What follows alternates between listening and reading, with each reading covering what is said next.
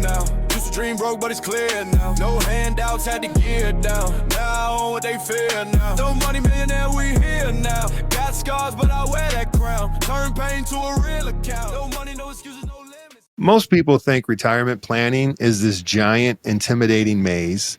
My guest today has spent more than 3 decades cutting through that noise and turning complex financial truths into something you can actually understand.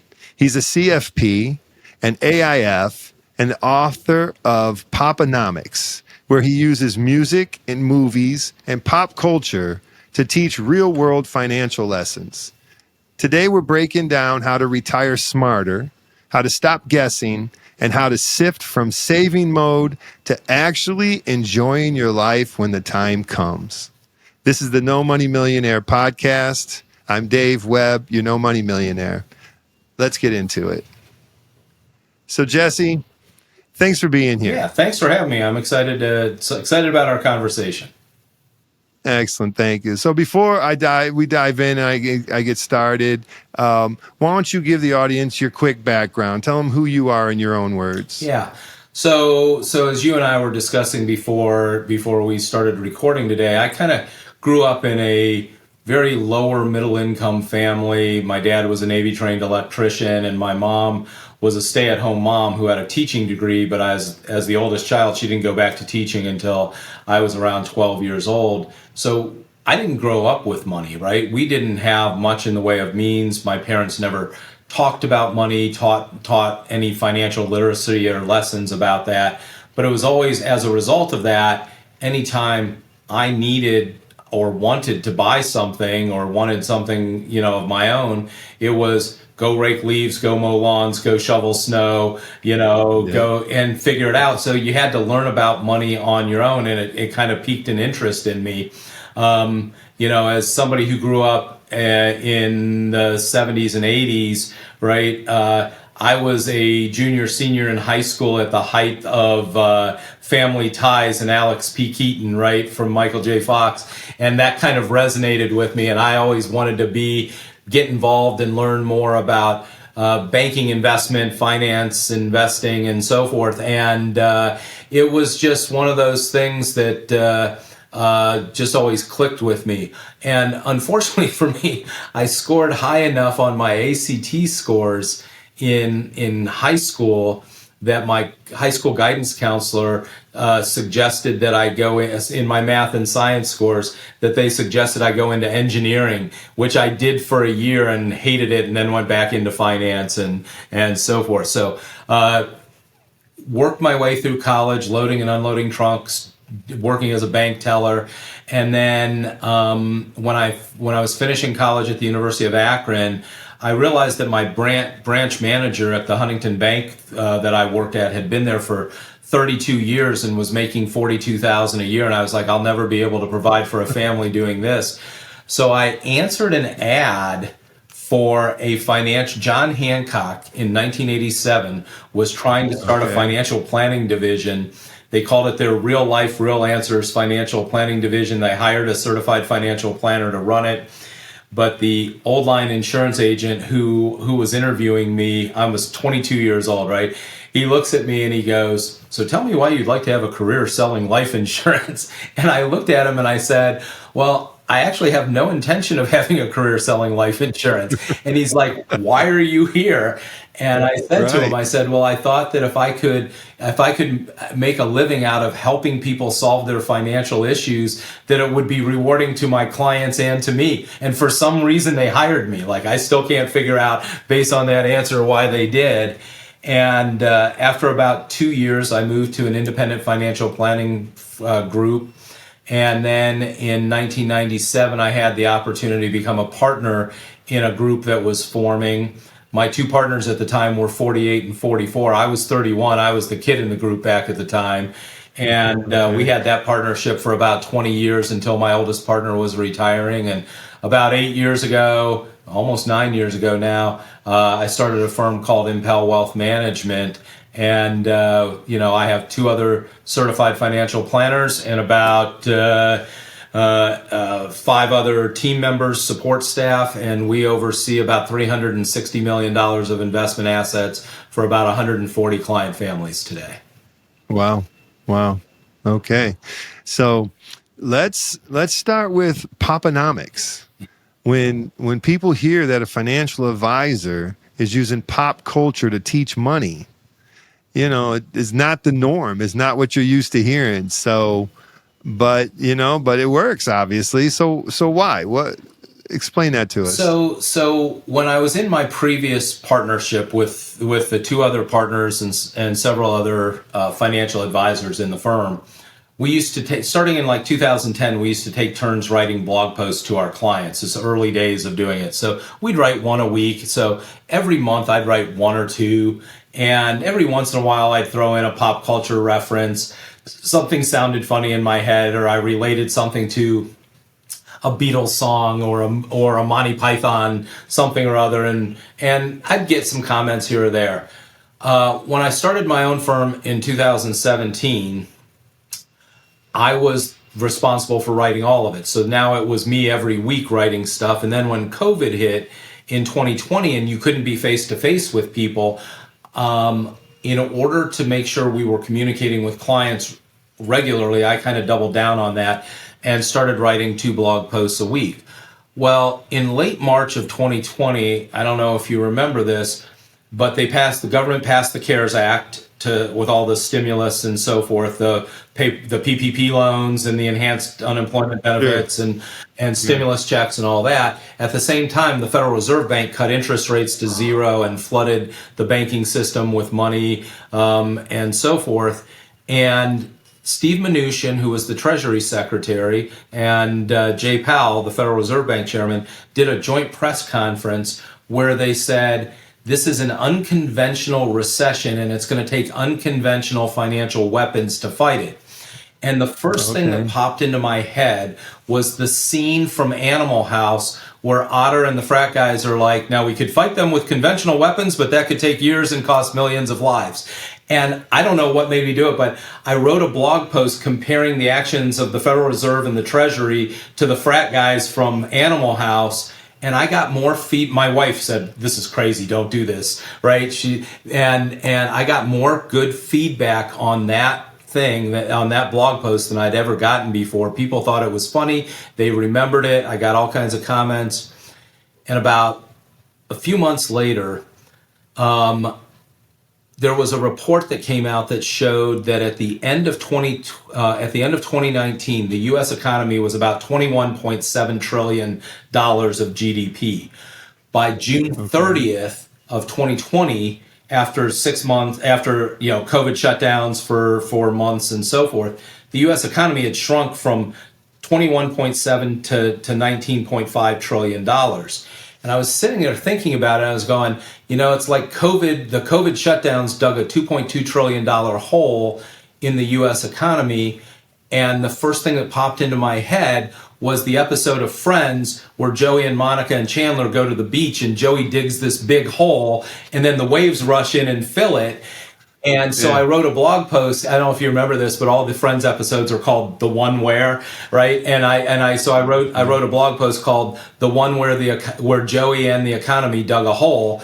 And I said, just like the waves rushed in and filled Joey's hole, right, the Federal Reserve Bank and the federal government rushed in and filled a $2.2 trillion economic hole with $6 trillion of stimulus. There might be some unintended consequences when you stuff $6 million of money in a $2 trillion hole. What might happen?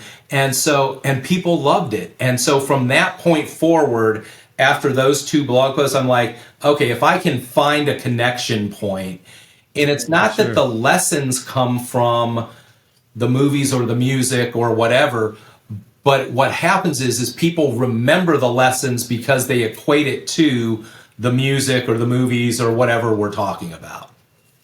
Sure. Definitely.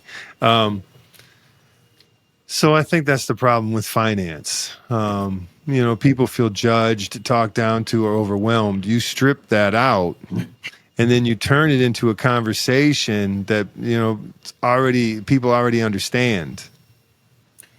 Yeah. So Yeah, it's interesting, right? Like a lot of people say, I'm too late. I should have done this 20 years ago, whatever.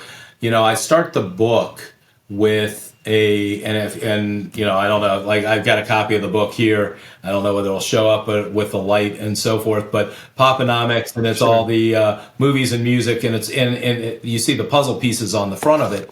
Well, the book's written as the 12 chapters are the 12 pieces of your unique puzzle that you need to put together to create your unique financial goals, retirement plan, and so forth. And I start by asking, there's two things that I think you got to do. Like I start asking people, like, remember back when you were a kid, or when you had kids, doing puzzles with them? I said, what's the first thing you had to do to do a puzzle? And people usually start by saying, well, you got to turn all the pieces over so you can see the pictures, or you got to find the edge pieces, or you got to find the four corner pieces. And I said, no, the first thing you have to do is look at the box, right? You got to know what the picture is that you're solving for. You got to know what it is you're trying to put together. So helping people have a vision for their own unique future is part of it. But then the second thing I think is interesting, and this is the first chapter of the book, talks about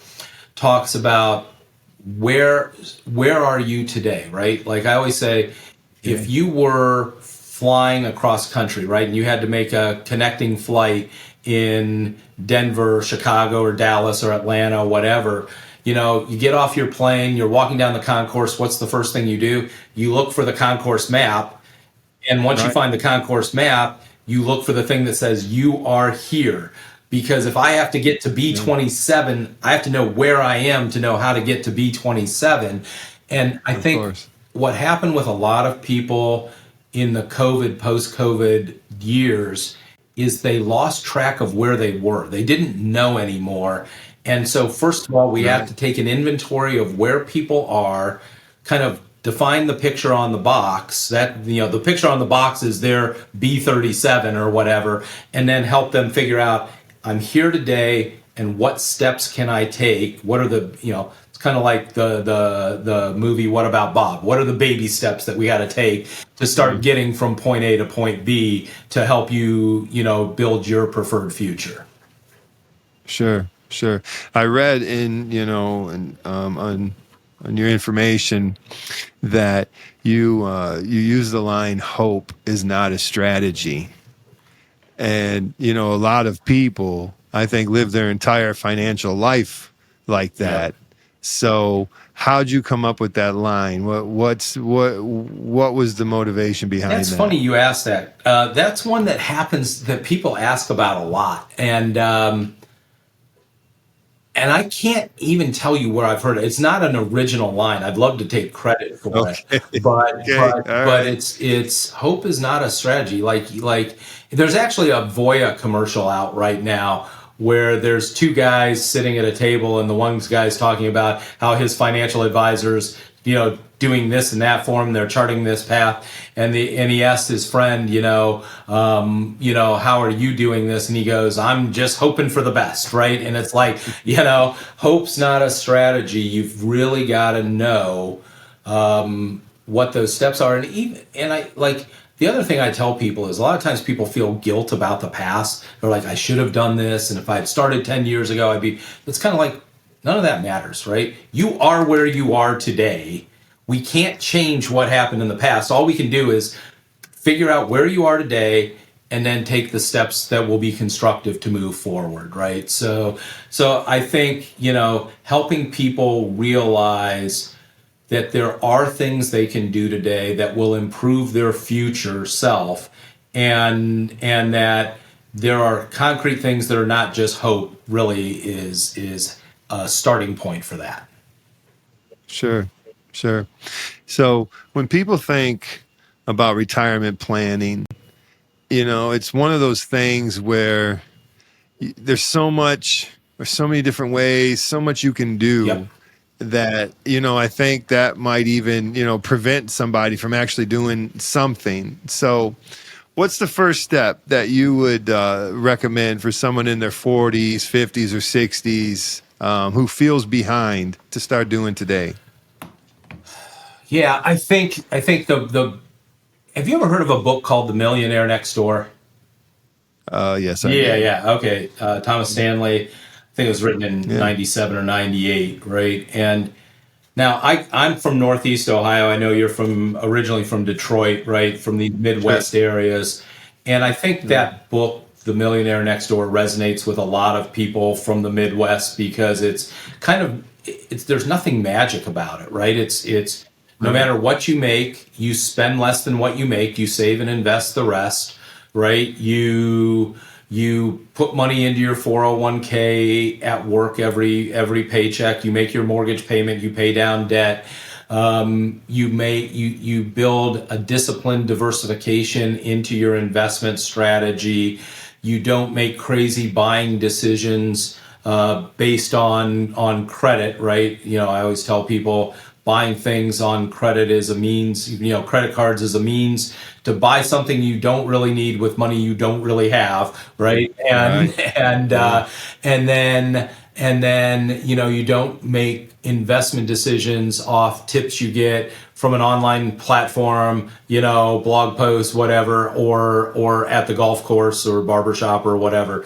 Obviously, I don't really know what goes on at a barbershop much anymore, but I just say it's the cumulative effect of days, right? It's I'm here today, and if I do these basic habits, it's almost inevitable that over time that will compound into something positive for the future. And it's funny because I have clients that will come to me. So starting in the business in 1987, literally, I was on a Zoom meeting with clients of mine that live down in Georgia now. They used to live in Northeast Ohio, retired Goodyear engineer and his wife, who've been clients of mine since 1988, right? They've been with me for 37 years now.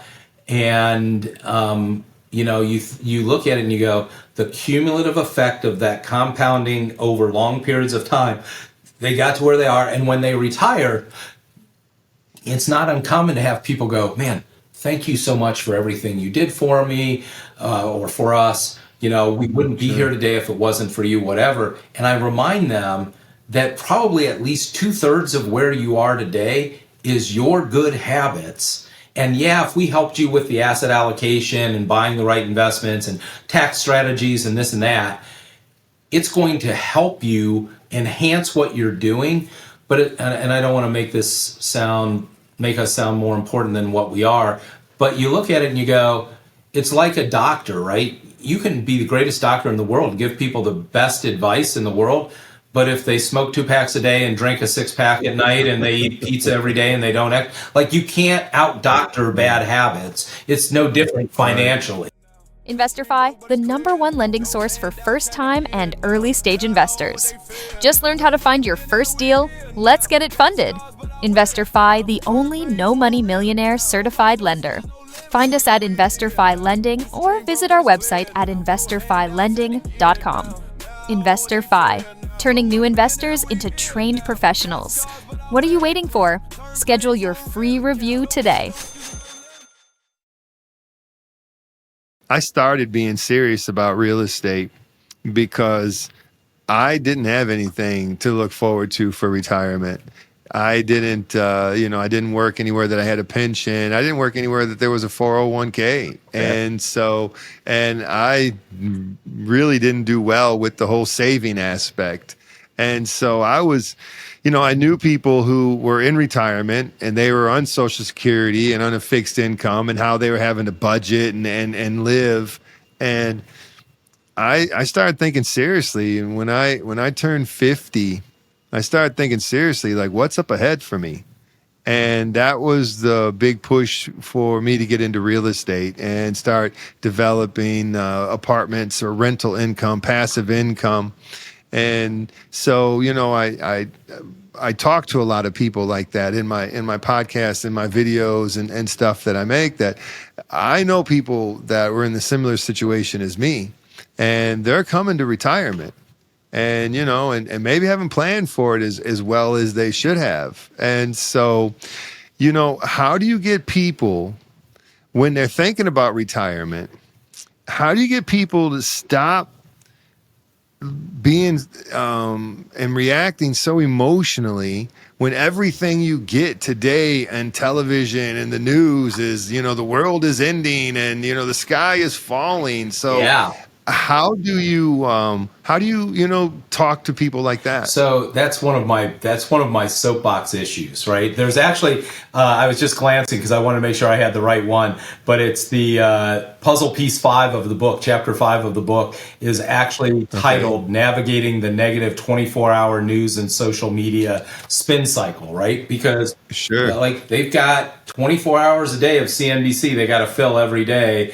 And, you think about how many of the segments are almost like the old point counterpoint things where they've got somebody who comes on and says, well, here's my opinion. And somebody else goes, well, I would do this instead. Right. And it's like, how do you walk away from that with advice that you can apply to your life? And, I remind people regularly that if Money Magazine or Forbes Magazine or CNBC told you every issue or every day that the way to wealth and building wealth and being financially successful is to spend less than what you make, save and invest regularly, put money in your 401k, pay down debt, don't make crazy buying decisions on credit and so forth, stay disciplined with your asset allocation and diversification. If they told you that every month, you'd have to buy that exactly once. Right? But they don't do that, right? They tell you, here's the 6 funds you have to buy right now, or 8 funds or 8 stocks that you must own to profit today. But, if you look back, it was literally in the summer before Sam Bankman-Fried went bankrupt that he was anointed as the next coming of Warren Buffett on the cover of one of the financial journals, right? And you sit there and you go, 4 months later, the guy's net worth had gone from $100 billion to less than $100,000, and he's in jail, right? Yeah. So, I also remind people that if the media and the masses were right, the media and the masses would be wealthy, and by and large, they're not. So I probably don't want to follow that advice. Sure. Right. Sure. And yeah, well, I'm just going to say, just real quick, right? Like this. I was out in Sedona, Arizona, in April of this year. And I don't know if you remember, it was April 2nd that President Trump, the market was already down 10, 12% from fears about what was going to go on with trade tariff stuff and so forth. Yeah, and it was April 2nd that President Trump went out in the Rose Garden at 4 p.m. and did the Liberation Day announcements, which I don't want to get overtly political here because I generally agree with a fair amount of policy side of what goes on within the administration. But I will tell you that I think the trade tariff numbers were not greatly conceived or communicated, and it caused the market to drop horribly, right? So by April 8th of this year, the market's down from February 19th to April 8th, the market's down 20%. Every headline is negative, and everybody's panicking, right? And so I actually had a reporter from the Akron Beacon Journal reach out to me in Arizona and asked me if I could answer like these 12 questions for an article they were trying to put together the next day because they were getting inundated with things. Well, you sit here and 7 months later, and you sit there and you go, if you had panicked and done the wrong thing at the wrong time, over the last 7 months, we've continued to have trade tariff uncertainty. We've continued to have uncertainty about the path of inflation and what the Federal Reserve Bank is going to do, or even the independence of the Fed and whether Jay Powell will have a job. We've continued to have uncertainty around what trade tariff stuff will do to the economy or corporate profits. And I know this is only 6 months ago now, but in the midst of that time period, we decided to drop a few nuclear bombs on Iran's, a few bombs on Iran's nuclear facilities, right? And if somebody had told you on April 8th, when the headlines were negative and the market was down 20%, that over the next 6 months, all of those things were going to happen, but don't worry, the market will be up 20-25%, you'll be fine. Nobody would have believed them at that time. And so, you've got to have, this is where I always say, like your financial plan and your discipline, diversification, allocation is your North Star, right? If you have that, that's what should guide you, not what story breaks on the news midday or what happens with this government official or that government official or what some corporate executive says about earnings, it shouldn't drive your day-to-day activities. Your day-to-day activities should be driven by your financial plan and your age and risk appropriate asset allocation strategy. Sure. But everybody is, they're obsessed with looking rich instead of actually being rich. And so you have mentioned earlier about the millionaire next door. Yep. And so he talks about a mindset in that book.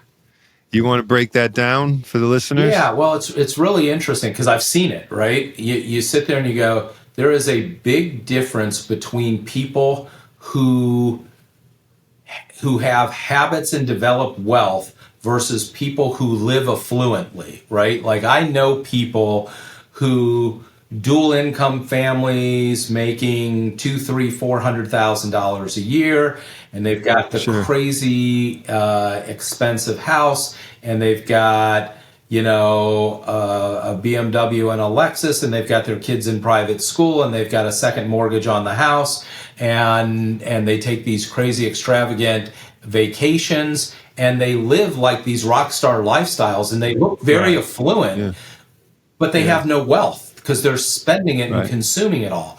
And the weird thing about it is, I did, as the Financial Planning Association here in Northeast Ohio did in conjunction with the Cleveland and Akron newspapers and a couple of radio stations, like a call-in show. This is maybe 15 years ago, where people could call in and ask a certified financial planner a question, right? And you had people calling in, and I remember I talked with a guy who was a Goodyear executive who was making like $180,000 a year, and he had a mortgage, he had a second mortgage, home equity line of credit, he had 4 credit cards with about $80,000 of debt, he had 2 car loans, he had all kinds of student loan debt for his kids, and he was firmly convinced that if Goodyear paid him $210,000 instead of $180,000 a year, his problems would be solved. He thought it was an income issue, right? And from running a business, right, you got a P&L and you've got the income side and the expense side. This guy didn't have an income problem. He had an expense problem and he couldn't control his spending, right? That is so different than the people who have habits that build wealth, right? The people who have habits that build wealth go back to those same things we've talked about a couple of times already. They spend less than what they make, they save and invest the rest, they pay down debt and all that stuff. And I have clients that never made 6 figures in any year who have $2 million of net worth because they had the right habits, right? And they did the right things over long periods of time. And they were willing to defer some current lifestyle in exchange for future, future wealth and future security. I saw a great quote, and I don't know whether you want to go down this path or not, but I saw a great quote. This is probably 25 years ago, and it's always resonated with me. And it's like this with investing, right? They say, the quote was along the lines of, on which end of your investing lifespan do you want to take risk so that you don't have risk on the other side? And the idea is, right, I can put all my money in CDs and treasury bills and stuff today that takes no risk, and I'm going to earn 3-4% on it, and I'm never going to accumulate enough to have a low risk retirement, or I can put money into my 401k and use, S&P 500 index funds or target date funds or whatever that have more risk today, more volatility today, but there's a high probability that I'll compound and accumulate enough to not have risk on the other side. It's kind of the same with spending versus saving from that millionaire next door. It's like you can have the affluent lifestyle today, you'll never accumulate the money you need to be wealthy tomorrow. Sure. Now, on the other extreme, now those people who are good at saving and they save all their life and they've made it and they're in retirement, but then they still have that scarcity mindset. They're still saving and not spending. Do you see that as well? Oh, I see it all the time, right? I have this conversation with clients. I just had it with my clients that I was just on with. Like I said, they've been clients of mine since 1987. Now they're only in their early 70s. They're 74 and 73. I mean, like when they became clients of mine, I was 22 or 23 and they were 33 or 34 years old. Like we've all kind of grown up together. But, I've got clients, I'll go two different ways with this. You've got clients who, if you break down your financial life in like two broad brushstrokes, right? You have what I always call the accumulation phase of life, which is from the day you start working until the day you retire. You do all of those habits to accumulate wealth, and then you cross that threshold from that transition from work life to retirement life, and you go from the accumulation phase to the distribution phase of life. And there are people that just can't flip the switch, right? They kind of go, I have built all of this over the last 30, 35, 40 years because I did these habits. And if I change these habits, I might not have that anymore, right? And part of what we try to do is within the framework of their retirement plan is to say, hey, long-term studies show, and there was a seminal study done on this in the early 90s, and it's been reconfirmed dozens and dozens of times. You've probably heard the 4% rule for withdrawals from your investments, right? So this couple that I was just with, right, they've got $3.5 million of net worth. They're debt-free. They basically have an $800,000 house and $2.8 million of investments, right? Cash and investments. Well, their pensions and Social Security give them about $7,000 a month. So that's $84,000 a year. You take 4% even on just $2.5 million, it's another $100,000 a year. They could spend $180,000, $190,000, $200,000 a year and never even worry about it, right? I can't get them to spend $110,000 a year, right? And I say this to people all the time. Right, and there's a quote in the beginning of the second chapter of the book that I attribute to a very good friend of mine who I lost during COVID. He's an estate planning attorney that I worked very closely with for 30 years, and he always used to say to our clients, like, in the whole history of mankind, we've only ever determined three things that you can do with money. Right, you can save it, you can spend it, or you can give it away. And if you don't give it away when you're living, you'll give it away when you die because you can't take it with you. Right. Right. Well, if you get to retirement and you've got those kind of resources, right? Pension, we always talk about what are the income resources that you'll get from pension and Social Security. And there are still a few people, mostly government employees, teachers, state workers and stuff that do get pensions. But your Social Security and your pension, and then what are the asset resources that you have that you can draw 4% a year from? And you sit there and you go, if you've accumulated way more than you need to live the lifestyle you want to have in retirement, then you don't need to save anymore. That only leaves spend it or give it away, right? So what are you going to do with it, right? It's you have some really interesting conversations with clients. The clients that I was just with, right? I said, look, they've got about $2.5 million of investments with me, and then they've got some cash and some gold and silver coins and some other stuff. It totals 2.8 million. But I said, look, if we've got $2.5 million of cash in investments in 2025, I said, if 10 years down the road, we have $3.7 million because of growth and compounding, and you guys haven't done everything you wanted to do in life, we failed, right? I'd much rather see your 2.5 million grow to 3.2 million and have you guys say, we did everything we wanted. We traveled where we wanted to go. We did what we wanted to do. We created great shared experiences and memories with our grandkids.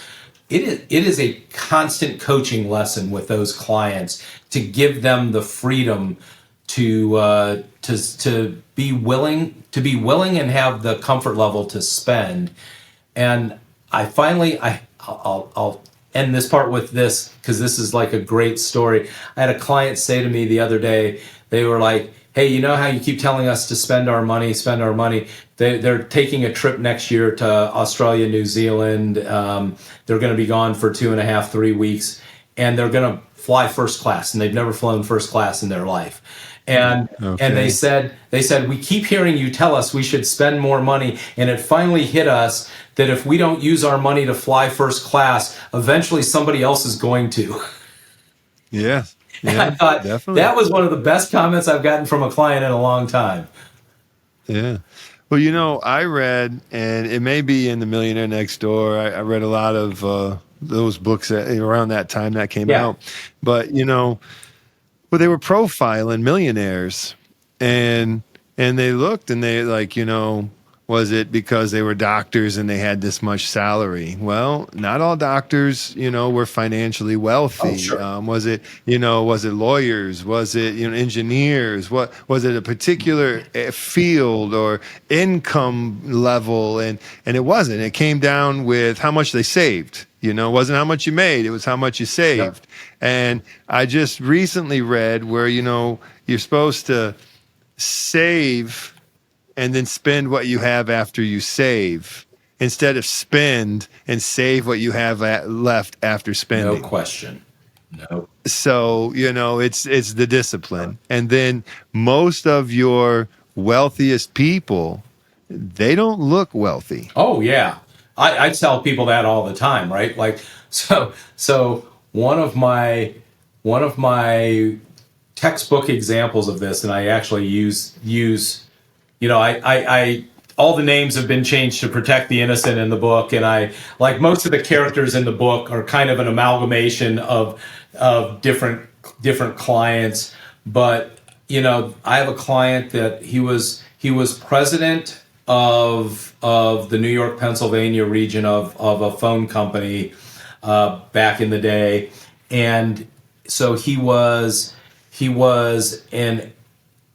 had been an Air Force fighter pilot for 20 years, retired from the military, went to work for Alltel Phone Company, which doesn't exist in that same way anymore, but it's been bought out and so forth.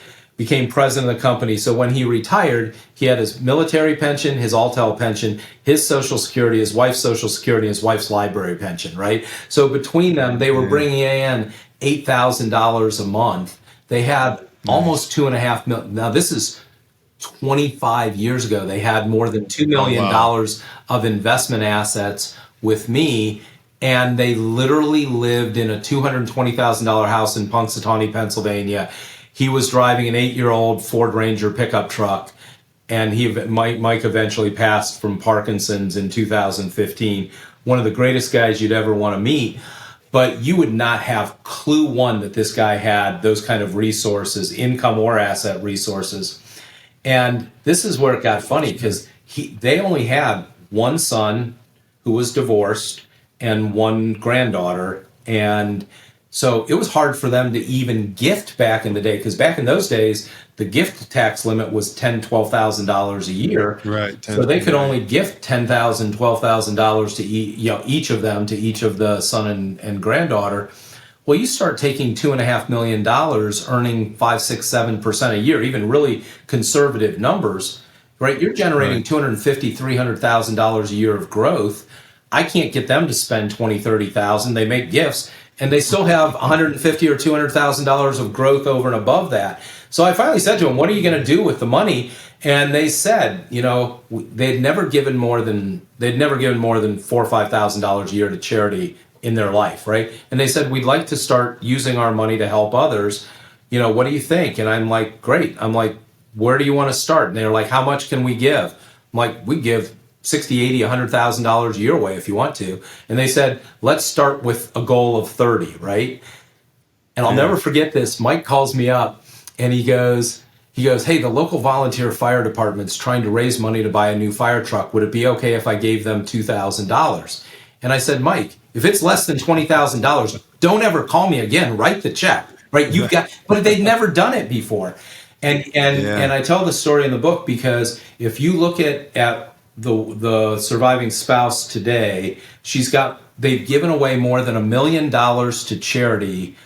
They have more than $3 million today of invest. They have more than they started with and have given away more than $1 million, helped all kinds of people.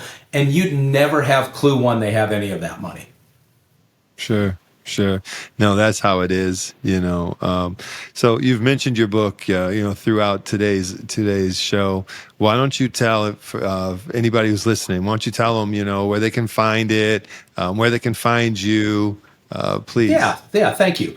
So my firm's name, I'm wearing because I'm in Northeast Ohio and it snowed 4 inches overnight, I'm wearing a sweater today that actually has Impel Wealth Management, which is the name of my firm. Impel, when we chose the name for the firm, right? Impel means to impart motion towards a future goal or future destination, or to give somebody the confidence to move forward. And that's our tagline, moving life forward, right? Helping people use money as a means, not an end, to accomplish what's important in life. So impelwealth.com, there's all kinds of information about the book on there. There's actually a separate tab. Or you can go to Poponomics, P-O-P-enomics, poponomics.com. It'll take you to a direct web page there. You can find it on Amazon.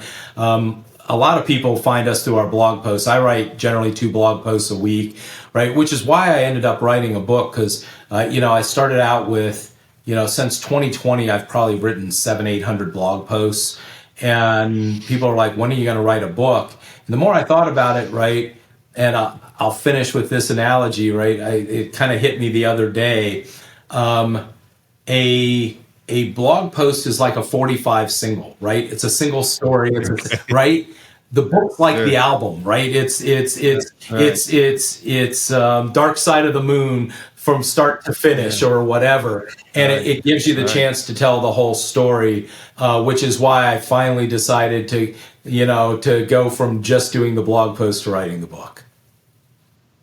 Excellent. And everybody listening, all of that will be down in the description as well. So, Jesse, I really appreciate your time, all your valuable information. Thank you for coming and sharing that with us. Yeah, thank you so much. It went fast. So, yeah, it does. It flies when you're having fun. So for everyone listening, stop guessing and stop stressing and start planning like your future actually matters. This is the No Money Millionaire Podcast.